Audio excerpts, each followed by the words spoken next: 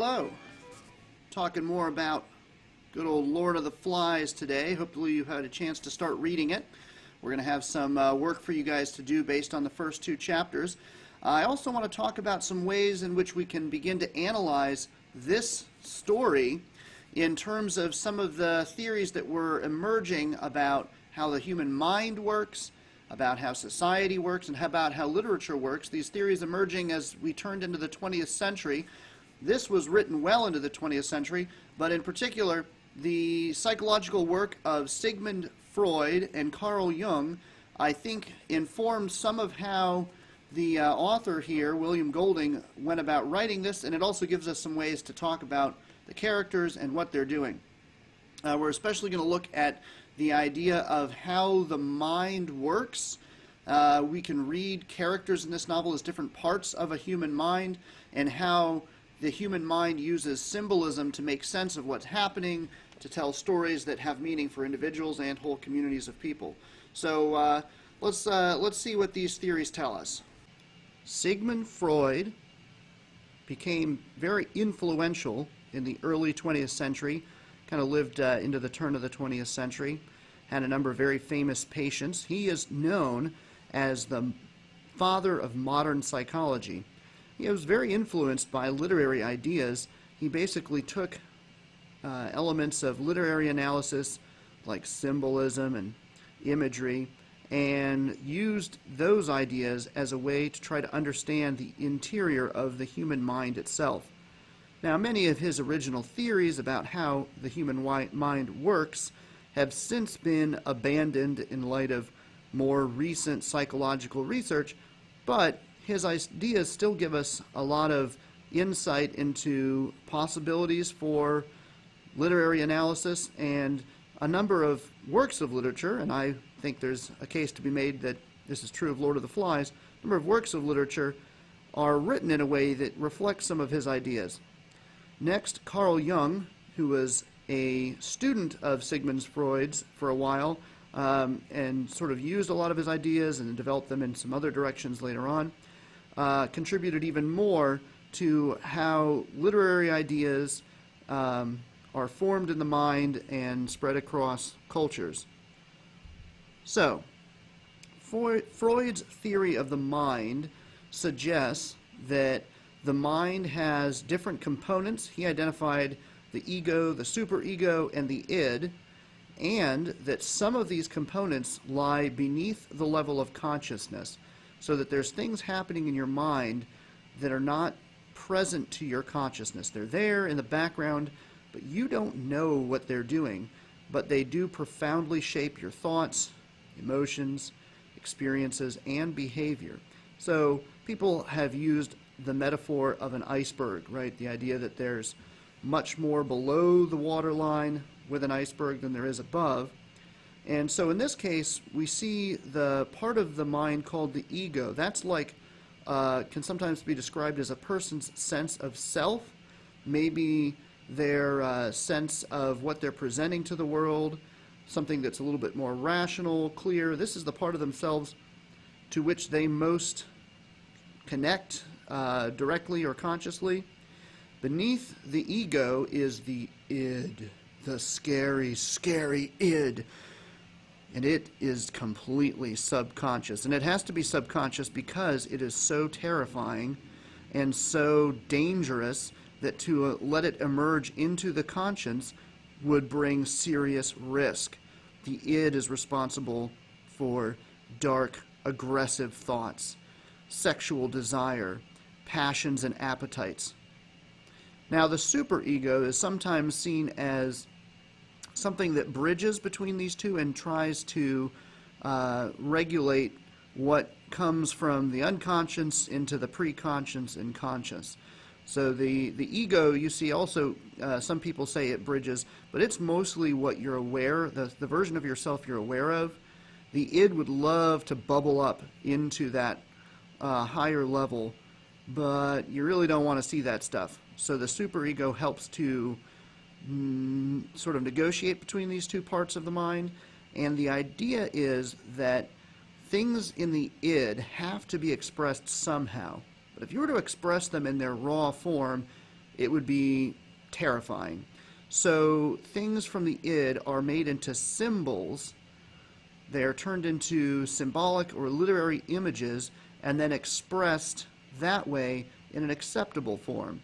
So maybe you have a deep, dark desire to murder somebody in cold blood. Well, you really can't go around telling people that. In fact, you don't want to admit it to yourself, which is why you keep it deep and suppressed in your unconscious or your subconscious. So maybe you just write a poem about, or a story where a character in the story takes a stick and just starts whacking dandelions apart. So it's kind of destructive, but much more socially acceptable. Here's another way that people, so this is similar to what we saw before using the iceberg metaphor. So you've kind of got a little bit more full description of the ego, the superego, and the id, the scary, scary id. So you can take a moment and kind of read through those. So when we think about this story, the characters in the story could be interpreted as different parts of a mind. So different people, maybe you can see different drives behind them. And in a community, you have, if everybody has an ego, a superego, and an id, then that means that these three forces shape how communities come together. So you could read some of the characters in Lord of the Flies as like the different parts of a mind, and the question is, can the mind be in harmony? Can the id and the ego coexist, mediated by that superego, to produce a functional person? Or if you extend that across a community, can the different parts of the human psychology function together in a community of people? And what does it take to make all of these things work together?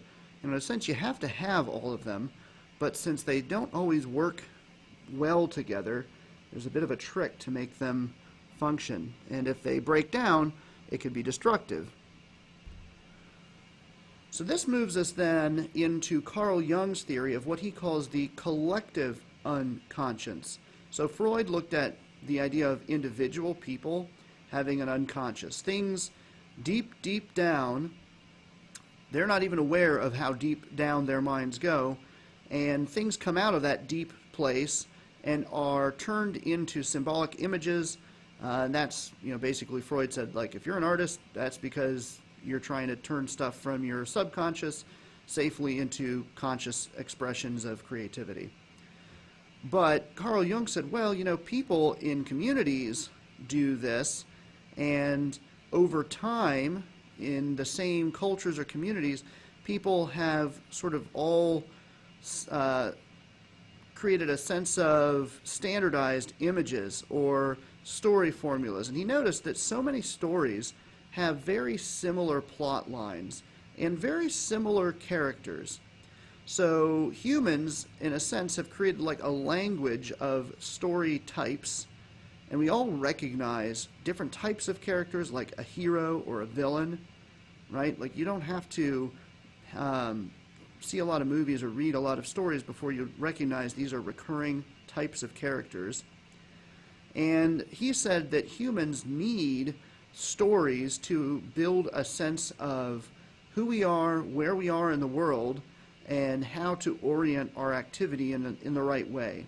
And that at the basic level, it's through stories that humans do this. So if you look on the right side of the slide here, we have the hero's journey, a very common type of story. And you can think how many different movies or books basically follow this plot.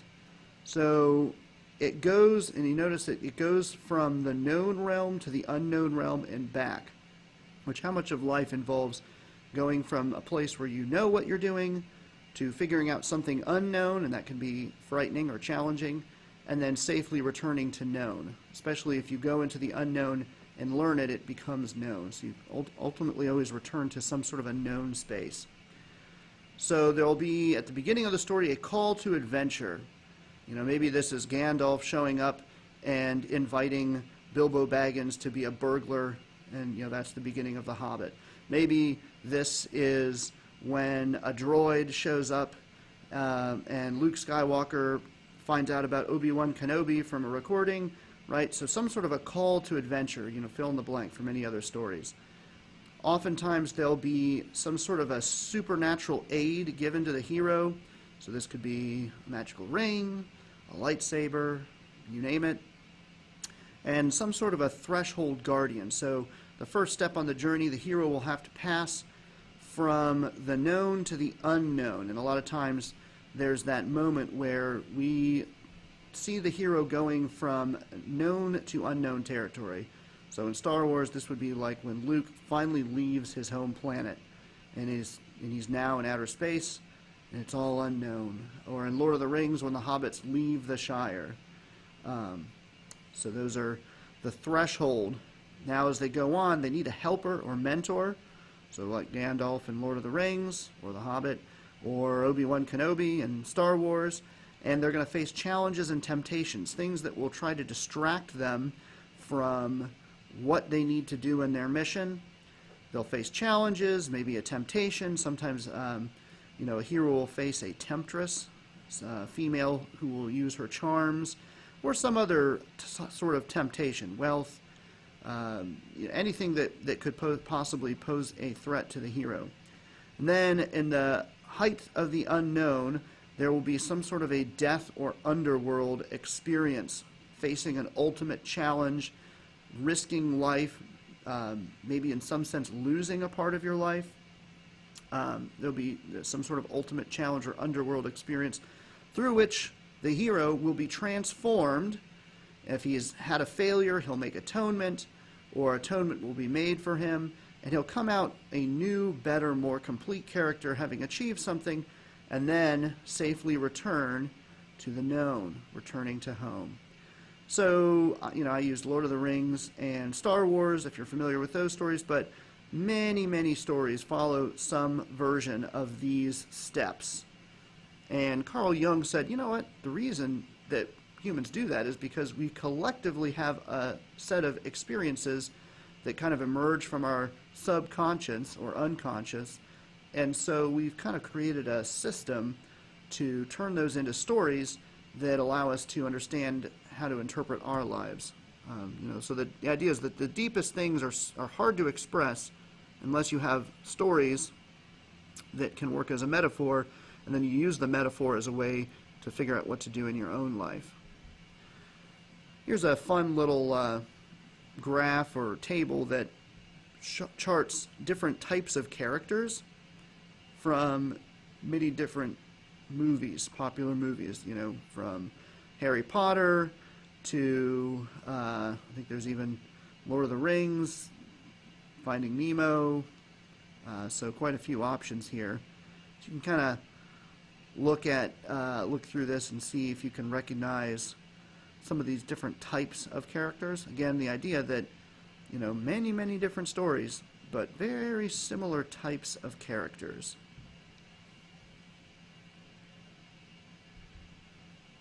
All right, so that's kind of a step towards what we can look at, and as you read further in Lord of the Flies, see if you can notice anything like this for these boys. And especially we'll pay attention to the parts of the mind in the analysis we do next. This is the assignment that you're going to do, taking some of the ideas we just talked about, and basically you just need to read through the first 2 chapters, if you haven't done so already, and look at the 3 main characters we've encountered so far. In particular, we're focusing on Jack, Ralph, and Piggy. Poor Piggy. He gets teased so much, doesn't he? You need to write 1 or 2 paragraphs answering this question about which characters would you associate with which parts of the mind, and how well do you see them functioning together so far? Do you have hopes that they'll create a harmonious mind together, or are they going to be disintegrating and self-destructive? So you can think about that. Think about events in the story and what they could represent. For instance, as they try to start a fire, what is the symbolism behind humans finding fire? Perhaps you could associate that with the way humans have developed technology. Technology can be of great use to mankind, but when it's not used or controlled correctly, it can be very destructive, as the boys find with their fire. What about the conch? What does it represent? What about the island itself? Think about how these might connect to bigger human stories or questions that are faced in human experiences. So in this form, you need to write 1 or 2 paragraphs. Remember, a paragraph is about 3 to 5 sentences, should be well structured.